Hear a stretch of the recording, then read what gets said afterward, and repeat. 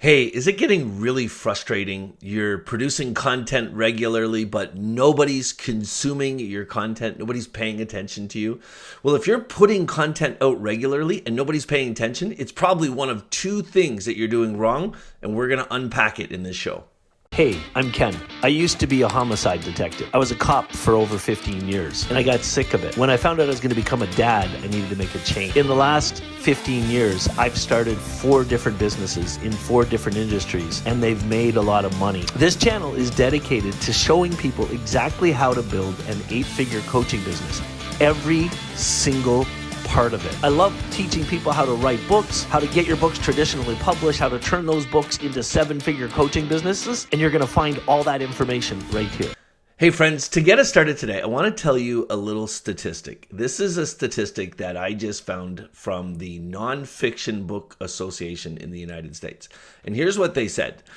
In 2011, an average nonfiction best-selling book was 467 pages. Think about that. 2011. In 2019, that number had dropped to 245 pages. So half the size. What is that saying? It says that in today's world, less is more. Less is more. I'll tell you one more statistic that I read from them. It says, generally speaking, traditional publishers expect completed nonfiction manuscripts to be between 50 and 70,000 words. So 50,000 words is 185 pages. So content is shrinking.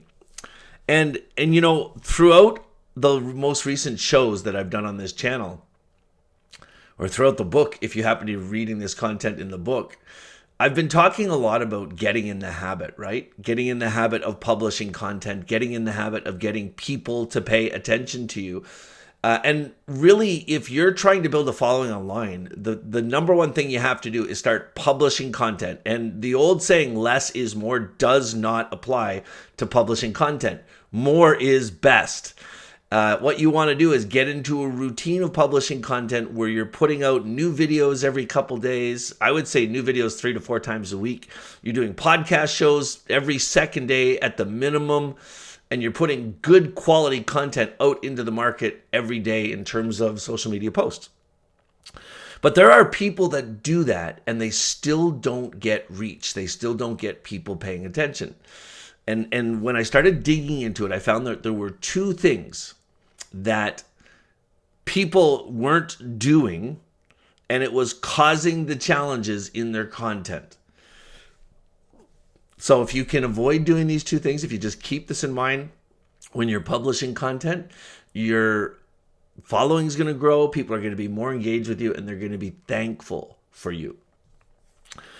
All right, the first thing, and this is probably the most important thing, remember in the last section that I talked about, when you're producing content and you're getting ready to shoot a video or to talk about something, to create content like I'm doing right now, make sure that you write down a couple bullet points of what you want to cover. That's secret number 1. Remember what I told you at the beginning, less is more, right? You can see that the human being's ability to consume content is getting shorter and shorter and shorter. People are having a harder time paying attention. So what you want to do is meet the people that you want to follow you where they're at. And so start creating more consistently shorter content. I'll give you another example. When I started blogging, blog articles were between 1,500 and 2,000 words. That was what seemed to be getting the most reach. What's happening today, if you're doing blog articles, you want them to be below 1,000 words so people can read them quicker. I am a featured writer on Entrepreneur Magazine's online platform. When we started writing articles there, again, I've been writing there since 2014. In the beginning, it was on average, they wanted 2,000 words. Yeah, approximately 2,000 words. Now they want 500 words. So you can see the whole world is getting shorter. So what you want to do, number 1, is be organized when you're creating your content. So every time you're getting ready to produce a piece of content and you know what the subject about, especially if you're doing video, Don't write down a transcript and read it, because people will see the inauthenticity and they won't follow you. What you want to do is write down a couple bullet points and stick to them in what you're doing. Did you notice how at the beginning of this show, I said we're going to go over 2 things today? I did that intentionally for you. That's why you're paying attention. You said, okay, I've got time to listen to 2 things and I want to build a bigger following. So I'm going to dial into what Ken's saying and hear him out on this subject. So now you know the key to it is making sure you keep it brief, making sure you break down the content you're sharing into bite-sized morsels that make sense to people. They're more likely to remember them. And the second thing, stay on point. Stay on point. If you're creating a piece of content and you've got a little overview for yourself and you got a couple bullet points, stay with them. Like, don't go off on a tangent. Now, when you first get started, it's more important for you to get in the habit of publishing content. It's more important for you to get in the habit of shooting those videos every day. And so if you are finding yourself repeating things over and over again, don't stop doing it. You're going to get better at doing it over time. You're going to get more comfortable, and that means you're going to become more consistent.